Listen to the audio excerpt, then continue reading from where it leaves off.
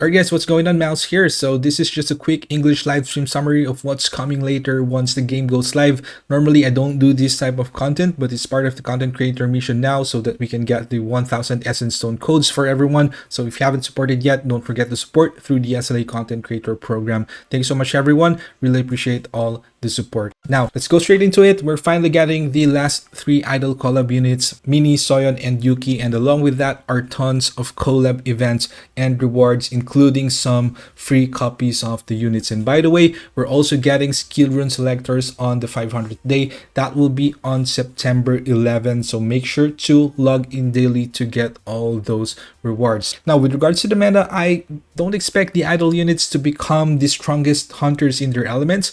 I think they're more likely to play a different role, especially in Guild Boss where you need a full lineup of 6 rather than outright replacing the current meta or the strongest unit per element. So what do we know so far about the 3 upcoming units? First up, Soyeon surprised me. I thought she's going to be a DPS, but from what we're seeing, she's an attack scaling wind unit with break damage, a damage taken debuff too, and even a power gauge regain mechanic for a teammate. So that's pretty interesting, definitely something to watch out for, especially that power gauge regain and how it will be utilized in actual combat.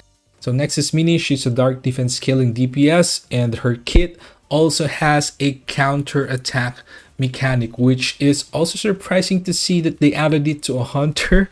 Plus, we also see a lot of crit rate and crit damage percent from the kit. So we don't know the numbers yet, but on paper, she looks like a hard-hitting DPS that will probably work well on high-level monsters with high crit resistance. And finally, we've got Yuki, a fire HP scaling breaker. She comes with a ton of buffs and debuffs too, which could make her a more versatile Emma, or at least would most likely feel a different role compared to Isil. But I don't think she's gonna replace Isil at all. And if her numbers are solid, she might end up being a very good unit for fire teams, especially with the debuffs. And of course, upcoming units in the future might synergize well with all these idol units. As we've seen from Shua and Mion, the synergy is not optimal yet with the current existing units that we have. So I will be testing all these units, so stay tuned for those videos if you want a more in-depth look on all of them.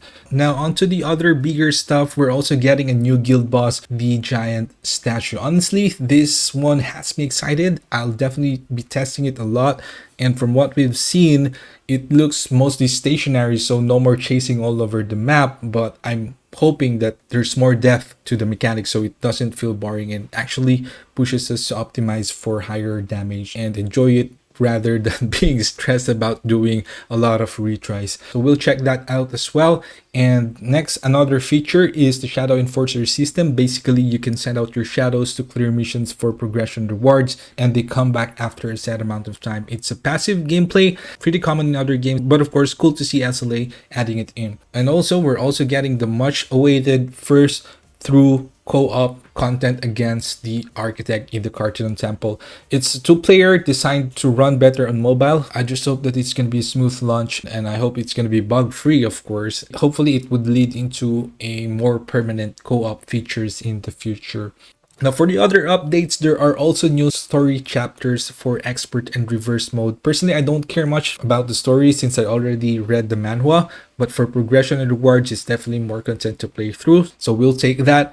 And then we've got a big one upcoming too, artifact crafting and modification. This would really help us a lot, especially new players, to catch up on the artifact stats. And also for newer players, lower tier instance and anchor dungeons will now have weaknesses to 5 elements, so that will help them get started easier. So yeah, those are the main updates. Lots of new content, events, and rewards coming up. So there's a lot to do now, and at least it will keep us busy for the upcoming weeks. Thank you so much for watching, and see you on the next one.